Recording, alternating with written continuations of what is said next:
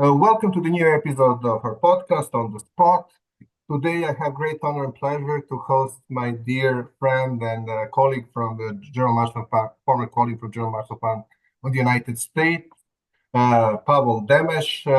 He has been with the German Marshall Fund, I think, for a quarter century or so. He has been leading for 10 years the Bratislava office, overseeing Central Europe, and currently he is a Transatlantic Fellow, visiting Distinguished Fellow at the German Marshall Fund of the United States, one of the leading U.S. think tanks based in Washington, but also having offices throughout Europe. Paolo, thank you so much for accepting my invitation. Thank you very much, Jovan, and I hope that we will be mostly speaking about my homeland, Slovakia, where I live, because even when I was director for Central Eastern Europe of the German Marshall Fund in years 2000, 2010, I was always based here in Bratislava, but we were meeting each other either in Belgrade or Washington or other places. So great pleasure being with you. Yeah, I would also like to mention that you were also Minister of International Relations. You were Foreign Policy Advisor to the first Slovak President, Michal Kovac. That you received many distinguished awards. I don't know whether we should mention it now because after the closure of the USAID, for example, USAID Democracy and Governance Award, and also EU-US Democracy and Civil Society Award. And it's also, I think, interesting for audience in our part of the world, in the Western Balkans, that you also received the Yugoslav Star of First Class Award. Yeah, and it was great pleasure. And I received it in Belgrade from hands of Vuk Drašković. Well, yeah. Anyway, so today we will discuss the political situation in Slovakia and the foreign policy consequences. In Slovakia, the largest government protests have been taking place since 2016. And there was a huge protest in January 24th, but I think every Friday protests took place also yesterday, and several thousand, tens of thousands of people just show up, and they just request the resignation of the four-time Prime Minister Robert Fico. And so what are under the slogan Slovakia is Europe, and what are the underlying internal and, like say, external causes of the protest? Was the Fico's meeting late September with Putin in Moscow was some kind of trigger for this protest, because he was the first EU official that visited Moscow, not visiting before that, first visiting Kiev before. So, and how can you compare Fico from 2018 and Fico now in 2025? Slovakia will celebrate 35th anniversary of our membership in EU and NATO in a couple of weeks. So our country joined these two institutions where Serbia and several other Balkan countries would like to join.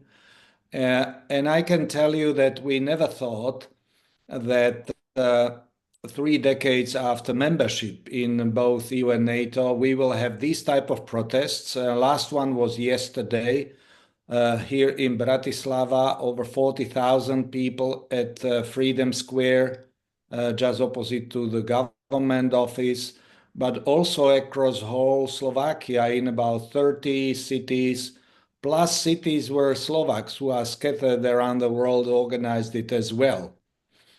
Basically, Slovakia is in protest mode in this turbulent period of history, not only of our country, but of Europe and whole transatlantic community. And I think that Robert Fico, who is very skillful politician, for the fourth time prime minister, he is now in office for about 1.5 years. I think that people are seeing some changes in his behavior, both domestically and internationally, and all these protest modes are targeted against his policies.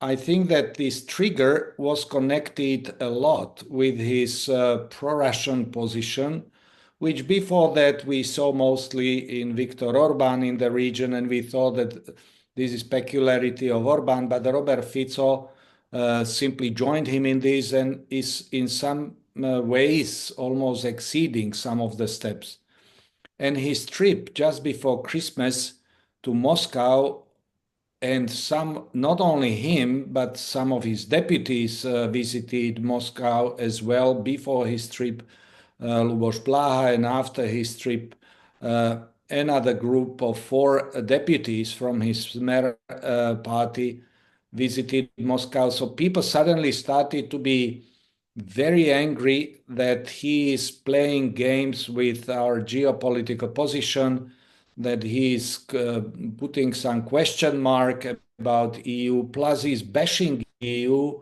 labeling it that this is European Commission or European Council is like war cabinet, that the West wants war, Slavs killing Slavs, and all kinds of nonsense. He became very critical of President Volodymyr Zelensky, and he's never openly critical of Vladimir Putin.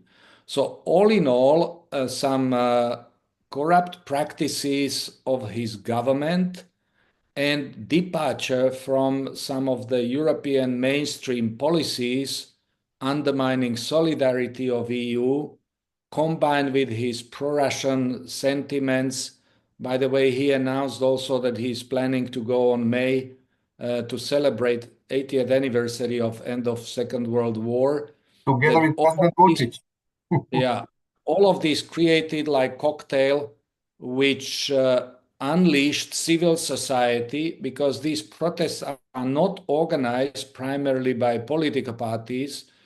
On these major protests in Bratislava and in other cities, these organized by civic groups.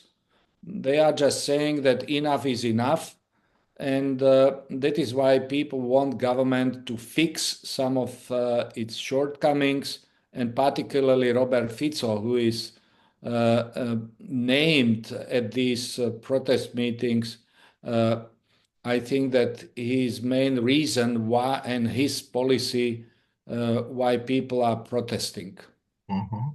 And you mentioned these pro-Russian policies of the Prime Minister Fico. So how strong are these pro-Russian sentiments in Slovakia? Are they genuine, deeply embedded, historical, or they are just fueled by Russian disinformation campaign? And Prime Minister Fico recently tweeted that the freedom came to Slovakia from the east, meaning from Russia, while all the bad things like perversions came from the West, and he was talking also about his desire to conduct a multilateral foreign policy. So, does it mean that Slovakia's position in the EU and NATO is threatened? Slovakia is one of those countries which, according to all public opinion polls and surveys, be it domestic or international, is showing that we are very vulnerable to hybrid operations. Slovakia, I think, is paying price for Russian hybrid steps, and just want to remind that a few years ago, I think about 3 years ago, uh, 32 Russian diplomats were expelled from embassy here in Bratislava. But Slovaks are very vulnerable towards conspiracy theories in general, and they are very vulnerable to Russian operations in particular, because they are playing with sentiments which Slovak feel, because it is still I mean, people know that the Red Army was critically important in liberating Czechoslovakia, and overlooking, on the other hand, I mean, an operation in 1968 when about 500,000 Warsaw Pact troops, predominantly Soviet Russian troops, invaded Czechoslovakia, and for 40 years were sort of keeping us under their power. So all in all, I think that combination of and also I would like to suggest that in 19th century, during Slovak awakening period, when we were part of Austro-Hungarian monarchy, Russia was viewed as a country which is part of the Slavic world, which will protect our identity. So if you combine this identity issue from 19th century, then liberation during World War II, overlooking 68 invasion, uh, I think that Robert Fico very skillfully plays with these sentiments, and it then, in combination with Russian efforts to undermine unity of EU and NATO, I think resulted in his successful steps.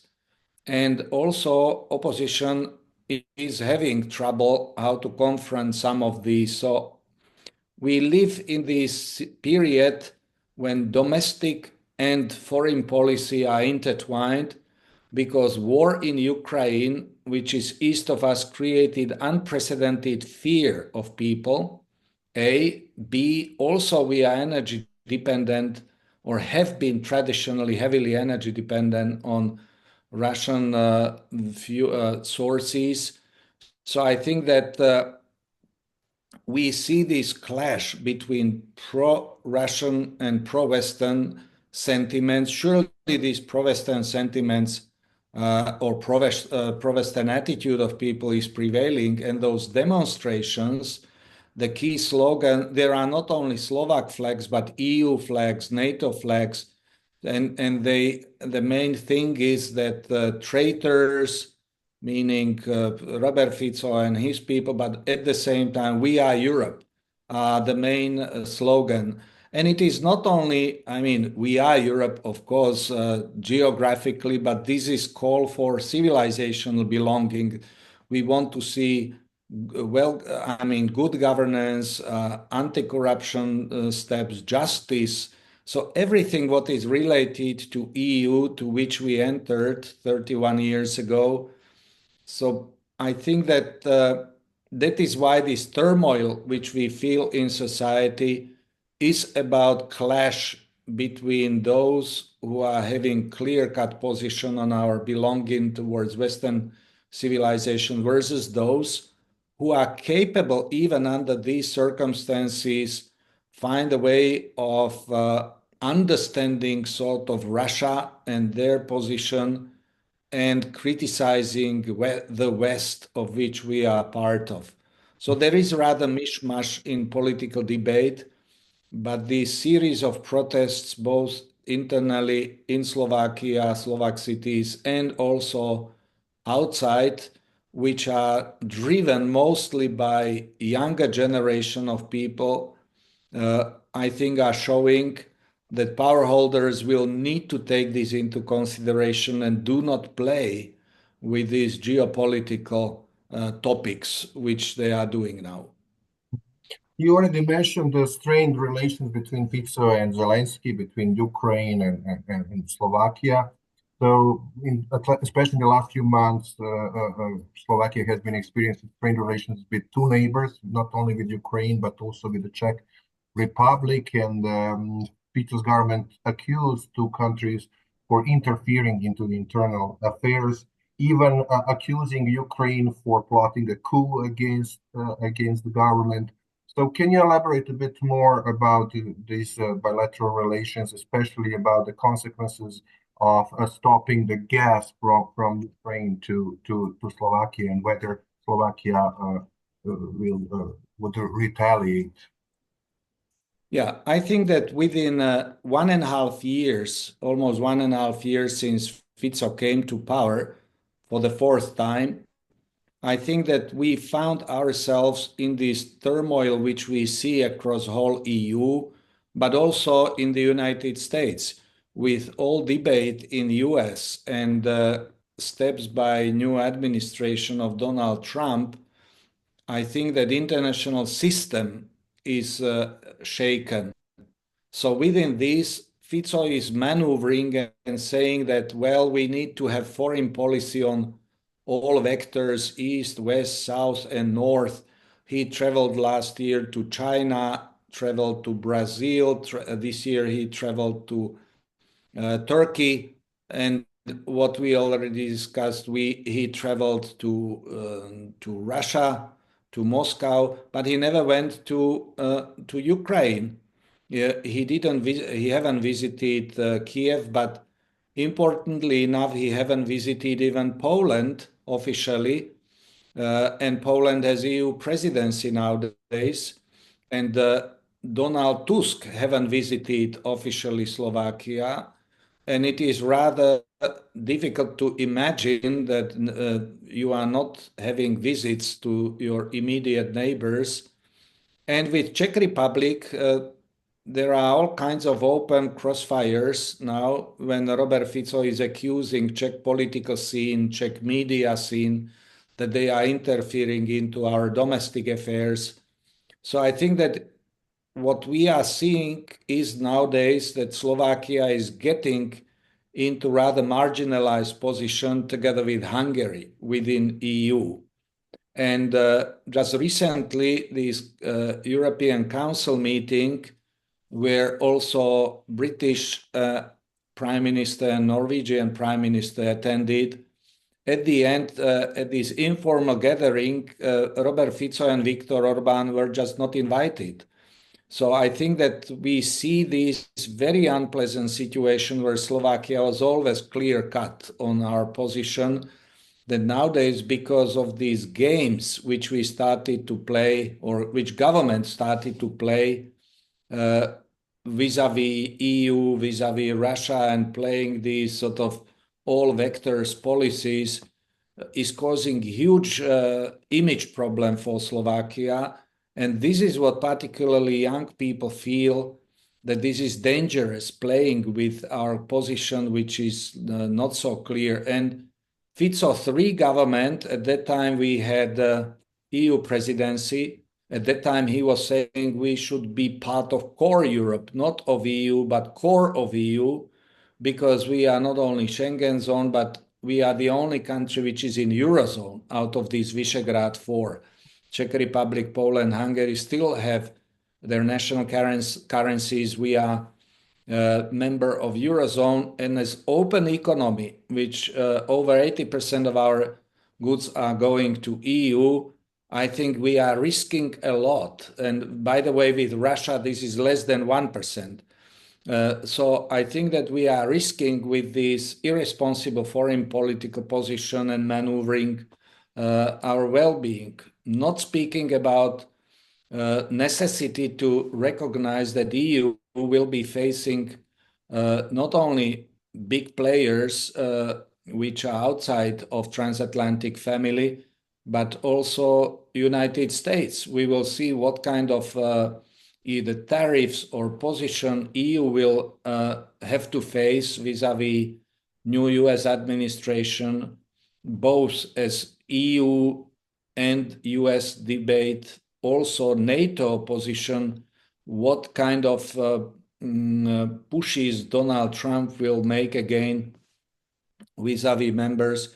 So I think that for small 5.5 million country or mid-size 5.5 million country like Slovakia is, I think it's critically important to have clarity and also stick to those who are your closest economic, political, and also, I mean, psychological partners. And I must say that now this Visegrad Quartet is basically frozen.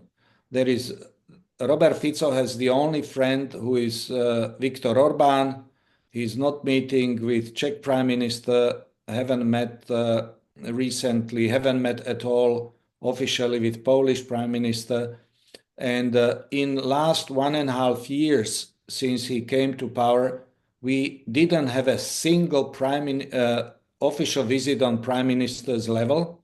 Only Viktor Orban stopped by recently, and your President Vučić and Viktor Orban met with Robert Fico in city of Komárno, which is city at the borders between Slovakia and Hungary. So I think that Slovakia is getting into kind of isolated position because of this irresponsible policy conducted by Robert Fico.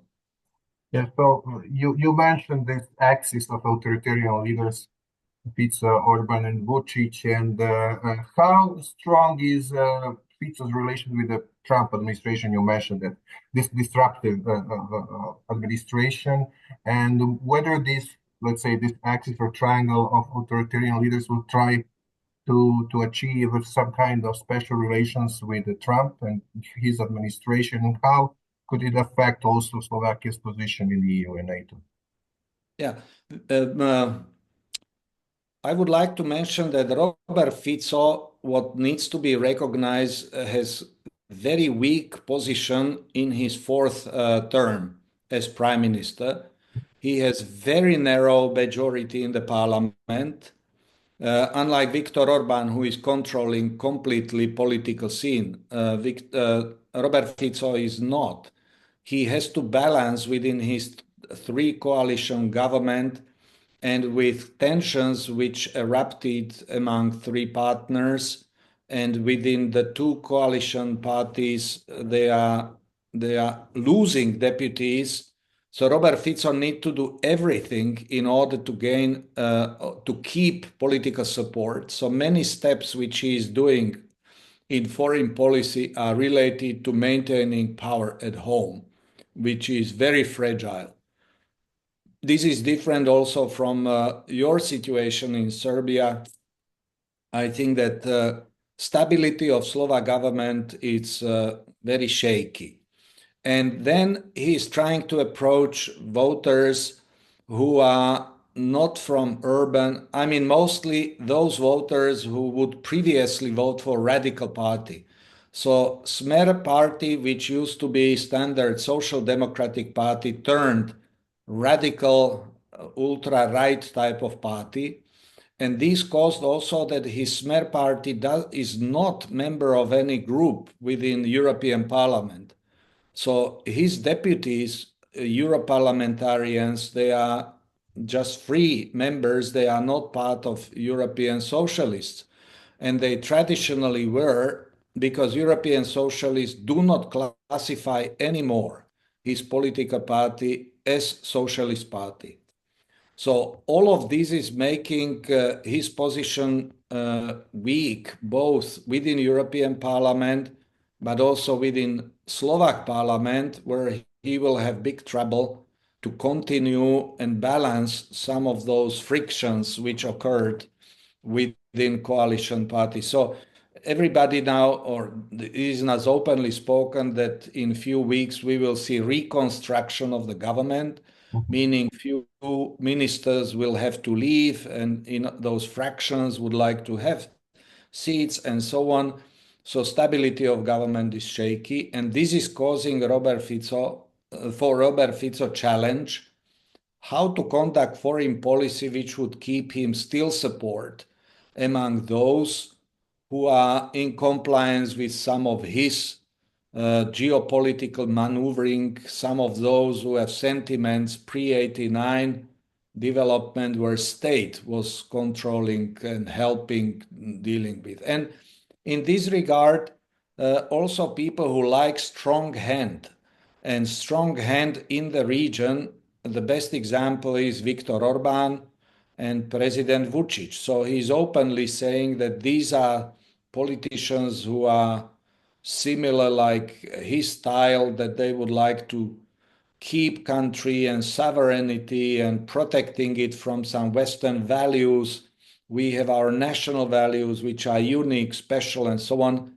So I think that vocabulary and reasoning and arguments which are using these three politicians, Viktor Orban, Alexander Vučić, and Robert Fico, are quite similar. And in this regard, Donald Trump, with his political style, I think that all three of them would be saying, look, he's like us in sort of conducting politics and doing it, stressing importance of focusing on the country, focusing on values, changing constitution. Now, debate Robert Fico said that we should amend constitution and put there that there is only men and women, and this type of politics, which in time when we have deep economic problems, troubles with health, education, and others, people are angry that why we need to consume energy talking about these type of topics which are not so critical. Mhm. So, in your view, if I understood you well, the outcome of this political crisis would be reshuffling of the government, but would it satisfy the protesters? And is there some kind of strong and clear pro-European alternative, political alternative, since you mentioned that these protests are mainly led by youth, some civil society organizations, but not by opposition political parties? Yeah. Uh, want to remind that all these big protests, nationwide protests, which we have, are organized by a newborn NGO, which is called Freedom for Ukraine. So original aims of this group was helping Ukraine and highlighting role of Ukraine, making it linked to our future, because how Russian war against Ukraine will end, it will have profound impact on Slovakia as a neighboring country, but also on whole EU architecture or European architecture, and not only on that, on whole system of international relations. So that is why we live in rather existential situation. And these protests are not only targeted to small reshuffling government, but how Slovakia, will proceed further. Whether corruption, which is quite huge in our country, and misuse of politics and intertwining politics with business and judiciary, these are the things which are creating a lot of concern for people. So simple reshuffling of the government, I don't think is the thing what protesters want. Protesters want different style of politics, not this what you are producing. And we need to. When people are saying that we are Europe, and I will just repeat what I mentioned earlier, we are Europe. It means that we respect rule of law, we respect constitution, justice, and so on and so forth. So I think that the simple reshuffle of the government is not going to stop dissatisfaction of the people. And we will see how government will take it seriously, how president of the country and how political leaders in parliament will deal with this, because so far all of this is rather grassroots bottom-up push to change style of governance in the country. So we will see what will happen. Surely there is one option that it will be muddling through similar style what we have, because elections are every 4 years. So there is still time after 1.5 years in power of this government, or because of fragility of the three coalition government, we may end up with early elections, which some people are already talking about, and even top leaders of three coalition partners are spelling out that if they will not be able, that they will be unable to resolve some of the outstanding coalition disputes, that early elections may be one of the options how to cut through this big tension in whole political life what we see now. Mhm. And last but not least, taking into account the similarities between the situation in Slovakia and Serbia, how closely the student protests in Serbia are followed in Slovakia, and whether they can be some kind of provide some kind of inspiration also to the protesters in Slovakia, having in mind the 3-month-long protests which are spreading still, gaining in strength after 3 months here Yeah. in Serbia.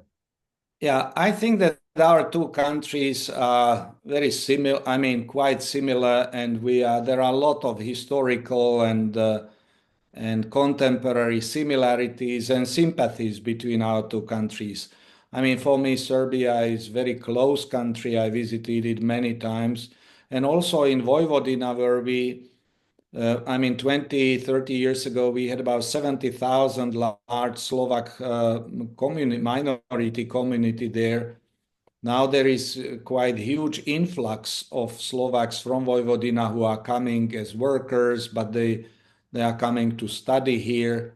these naive paintings were in Kovačica were announced that it was big thing that they are UNESCO cultural heritage since December. So, and I mean that we are watching and following very closely what's going on, in our media have been covering these 3 months protest of mostly students after this tragedy which happened in Novi Sad.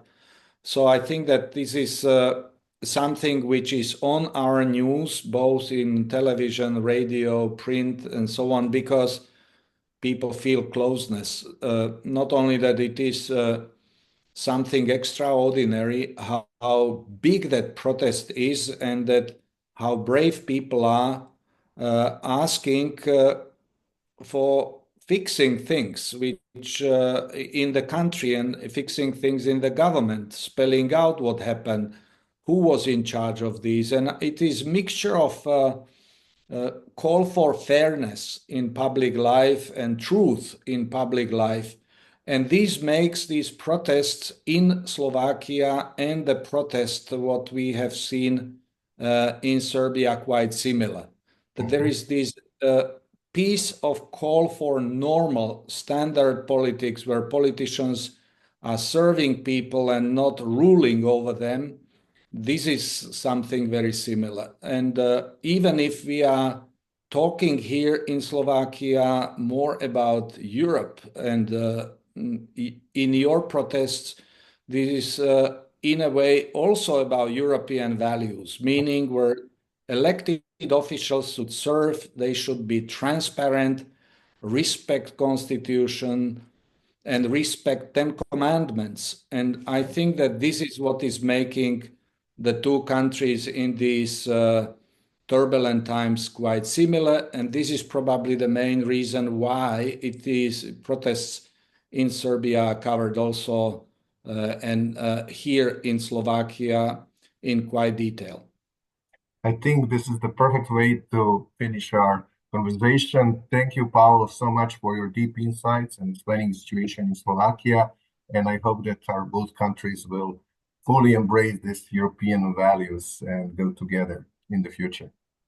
Thank you, and I keep fingers crossed for my beloved Serbia. Thank you again. Bye-bye. Bye.